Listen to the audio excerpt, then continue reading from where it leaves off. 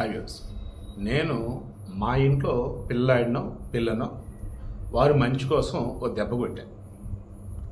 అదే ఈరోజు మానవ హక్కుల సంఘాల వాళ్ళు వచ్చి నానా రాద్ధాంతం చేసి అసలు నాకు పెంచడం రాదన్నట్టు, మా పిల్లల్ని ఏదో జీవితాన్ని వాళ్ళే పోషిస్తామన్నట్టు, మా పిల్లలు ఏ చిన్న తప్పు చేసినా వాళ్ళు దెబ్బేస్తున్నారు, నానా హడావుడి చేయడం మొదలెడతారు. అవునా కదా?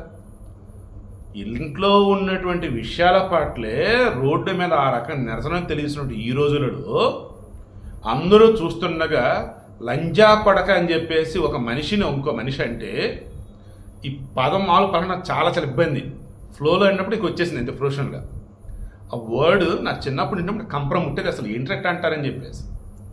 సరదాగా అయినా సరే కొంతమంది అనుకుంటుంటారు. ఇప్పటికీ నేను లిటరలే చెప్తున్నా, నేను ఏపీ కానీ తెలంగాణ చాలా చోట్ల రీసెంట్గా గమనించా.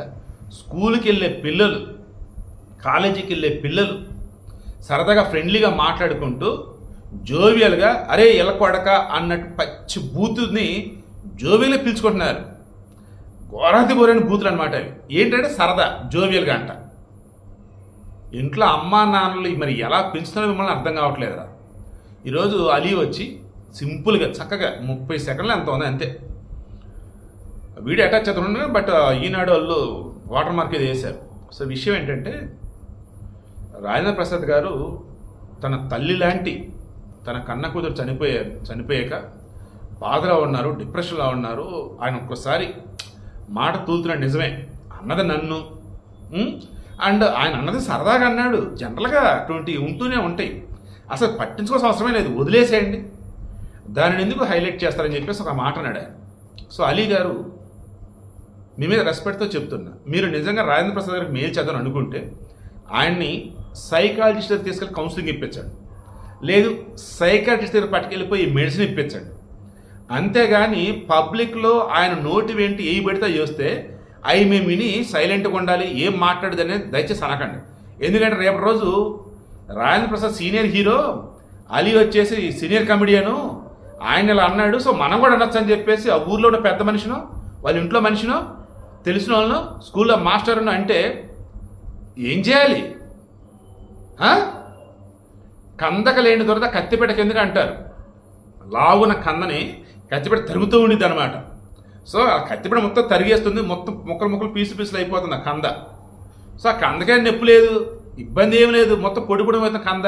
ఈ కత్తిపేటకి ఎందుకు అయ్యోనే కంద రుద్దుతున్నాను, అయ్యోనే కంద రుద్దుతున్నాను అని చెప్పి ఫీల్ అయింది అని చెప్పి శటకారంగా అంటూ ఉంటారు. అంటే కందక లేని దురద కత్తిపేటకి ఎందుకంటే, అరే మొత్తం ముక్కలు అవుతున్న కందే శుభ్రంగా ఉంటే నీకేందమ్మా నొప్పి, కత్తిపేటకి తరుగని అంటారు.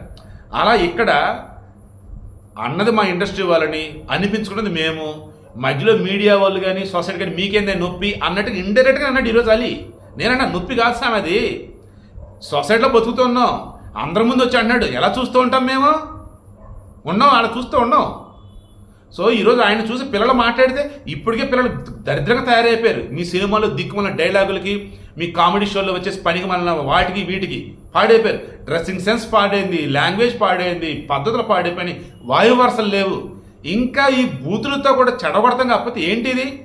ఎస్, నాకు రాజేంద్ర ప్రసాద్ రెస్పెక్ట్ ఉంది, తీసుకెళ్ళండి, ఆసుపత్రి పక్కన ట్రీట్మెంట్ ఇప్పించండి. అంతేగాని సినిమా సభలకి, సమావేశాలకి, ఫంక్షన్లు పట్టుకొచ్చి ఆయన నోటి నుంచి బూతుల్ని మా మీద రుద్దకండి. It's my sincere request. Ali garu మీకే.